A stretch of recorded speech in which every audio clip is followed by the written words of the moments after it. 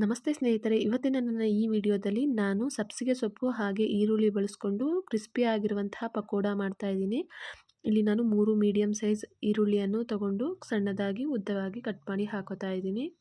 ಇದ್ರ ಜೊತೆಗೇನೆ 1 ಕಟ್ಟು ಅಥವಾ 1 ಕಪ್ ಅಷ್ಟು ಸಬ್ಬಸಿಗೆ ಸೊಪ್ಪನ್ನು ಹಾಗೆಯೇ ಕೊತ್ತಂಬರಿ ಸೊಪ್ಪು ಅರ್ಧ ಕಪ್ ಅಷ್ಟು ಕೊತ್ತಂಬರಿ ಸೊಪ್ಪನ್ನು ಹಾಕೋತಾ ಇದ್ದೀನಿ. 1 ಟೀ ಸ್ಪೂನಷ್ಟು ಅಚ್ಕಾರದ ಪುಡಿ ಹಾಗೆ 1/4 ಟೀ ಸ್ಪೂನಷ್ಟು ಅರಿಶಿಣ ಪುಡಿ, 3/4 ಟೀ ಸ್ಪೂನಷ್ಟು ಉಪ್ಪನ್ನು ಹಾಕಿ ಹಾಗೆ 1.5 ಕಪ್ಪಷ್ಟು ಕಡಲೆ ಹಿಟ್ಟನ್ನು ಸೇರಿಸ್ಕೊತಾ ಇದ್ದೀನಿ. ಇದನ್ನು ಚೆನ್ನಾಗಿ ಮಿಕ್ಸ್ ಮಾಡ್ಕೊತಾ ಇದ್ದೀನಿ. ಇದಾದ ನಂತರ ನೀರು ಹಾಕಿ ಚೆನ್ನಾಗಿ ಮಿಕ್ಸ್ ಮಾಡ್ಕೊಳ್ಳಿ. ನಾನು ಏನು ಅರ್ಧ ಕಪ್ಪಷ್ಟು ಉಳ್ಕೊಂಡಿತ್ತಲ್ಲ ಕಡಲೆ ಹಿಟ್ಟನ್ನು ಸೇರಿಸ್ಬಿಟ್ಟು ಒಟ್ಟಿಗೆ ಮಿಕ್ಸ್ ಮಾಡ್ಕೊತಾ ಇದ್ದೀನಿ. ನೋಡಿ, ಮಿಕ್ಸ್ ಮಾಡಿದ್ದಾಗಿದೆ. ಎಣ್ಣೆ ಚೆನ್ನಾಗಿ ಬಿಸಿಯಾಗಿದೆ. ನಾನು ಚಿಕ್ಕ ಚಿಕ್ಕ ಪೀಸಾಗಿ ಬಿಡ್ತಾ ಇದ್ದೀನಿ. ನಾನು ಹಾಕಬೇಕಿದ್ರೆ ಮೀಡಿಯಮ್ ಫ್ಲೇಮ್ ಮಾಡಿ, ಈಗ ಹೈ ಫ್ಲೇಮ್ನಲ್ಲಿ ಕರಿತಾ ಇದ್ದೀನಿ.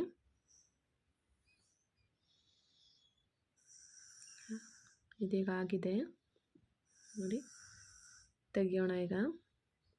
ಕ್ರಿಸ್ಪಿ ಕೂಡ ಹಾಗೆಯೇ ರುಚಿಕರವಾದಂತಹ ಪಕೋಡ ರೆಡಿಯಾಗಿದೆ. ನನ್ನ ಈ ವಿಡಿಯೋ ಇಷ್ಟ ಆದರೆ ಸಬ್ಸ್ಕ್ರೈಬ್ ಮಾಡಿ. Thank you.